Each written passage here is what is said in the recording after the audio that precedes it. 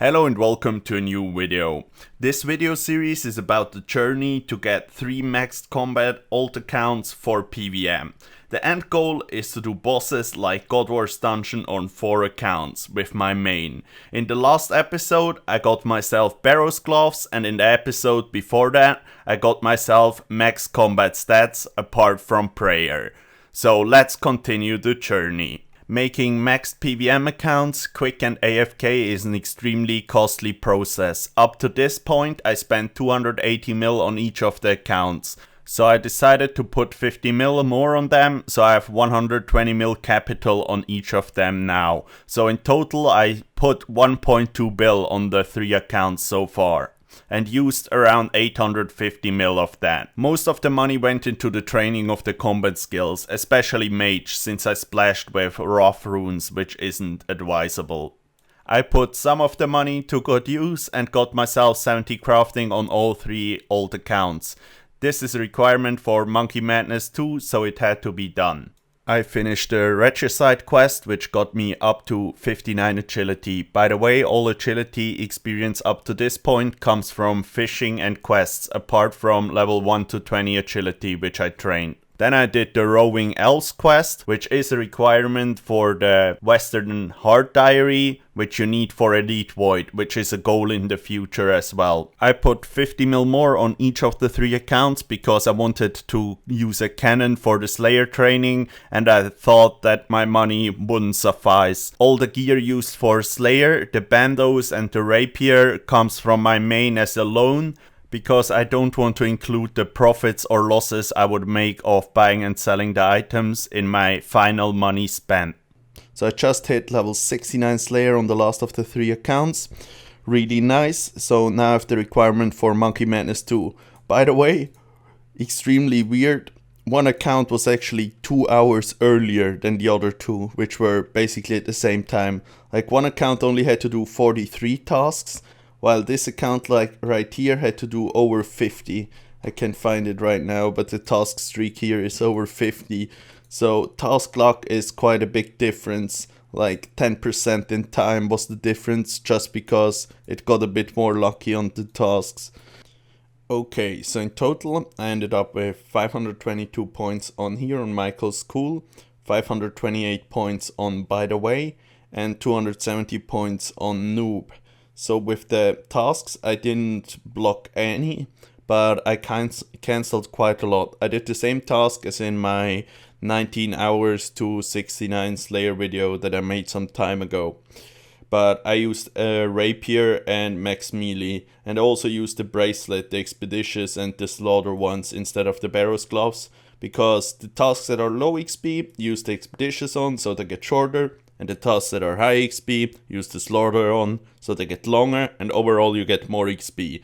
By the way, I used normal black mask because imbuing is only good for range and mage, and I didn't make a Slayer helm because I would rather have the points to skip if I got a bad task streak. But now I could actually unlock the Slayer helm thingy for 400 points, but I could only unlock it on 2 of the 3 accounts. So I'm not going to do that, and maybe in the future I need the points for something else. By the way, I think bigger and better is the better unlock first anyway, and then the Slayer rings and then the Slayer helm. Unless you want to go burst or barrage the Dust Devils already.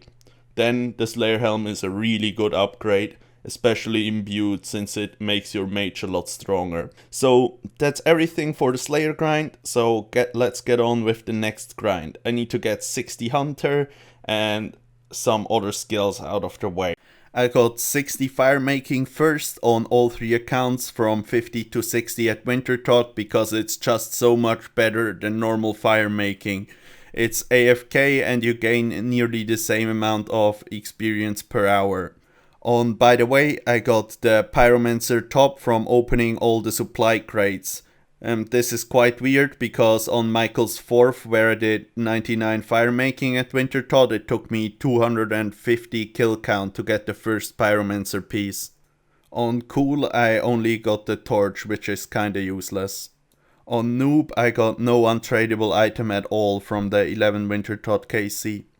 I just hit level 60 agility, so now I have all the requirements for the quests, but I still need to get to level 70 agility for Saradomin God Wars in the future. So I will get this by just keep on fishing while I do something that's not so AFK on another account. So right here I'm about to hit 50 construction on the third of the 3 accounts. By the way, pro tip, if you have it like this, you can click between inventory and chat box and it's just right click, left click, and this should be the level. By the way, I took tea leaves out by mistake like 20 seconds ago, so I didn't bother going outside of the house and dropping it.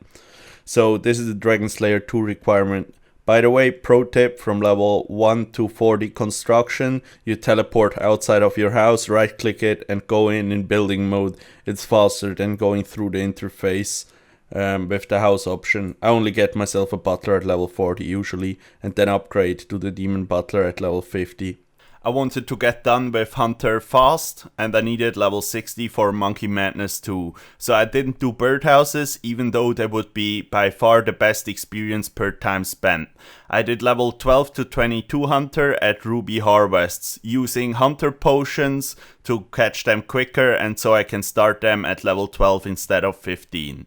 From level 22 to 26 I did the Sapphire Glacius butterflies. By the way, I used the tag feature in RuneLite as well as the shift click remapping thingy so I can release them quickly and see them better. From level 26 to 40 Hunter I did the Swamp Lizards. First boosting from 26 to 29 with Hunter potions, and then boosting from 37 to 40 with Hunter potions so I can use 3 traps.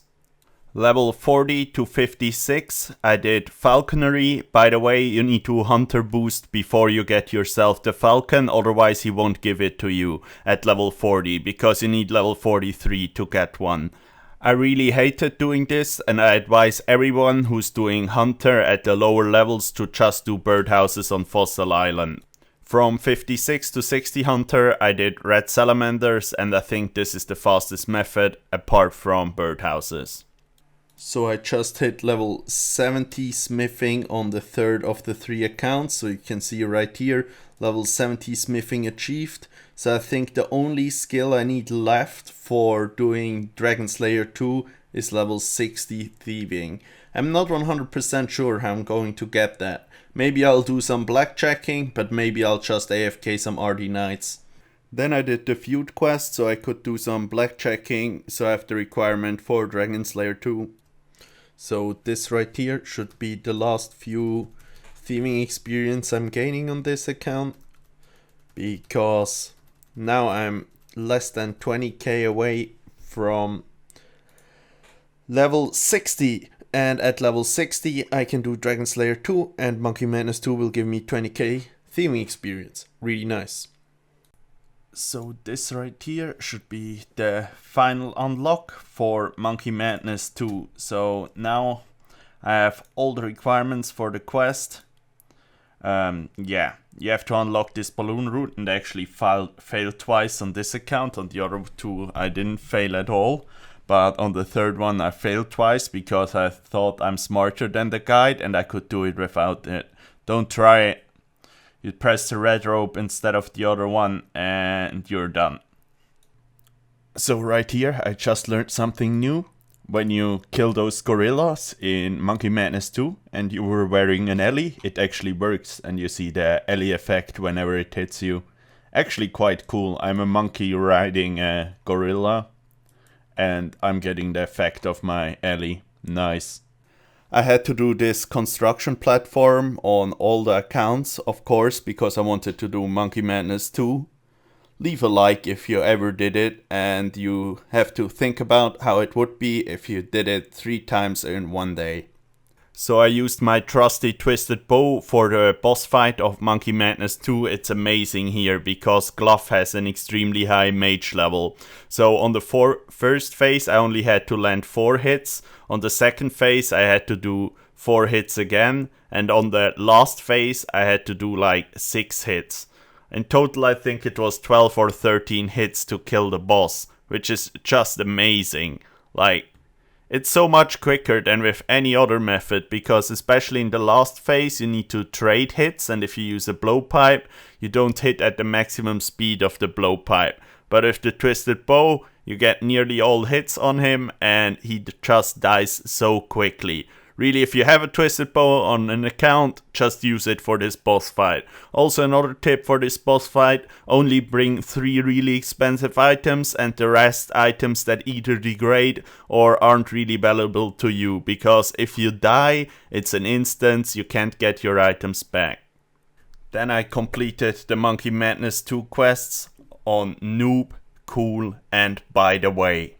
And in the next episode I will get myself Dragon Slayer 2 done and get myself the trusty Avis Assembler.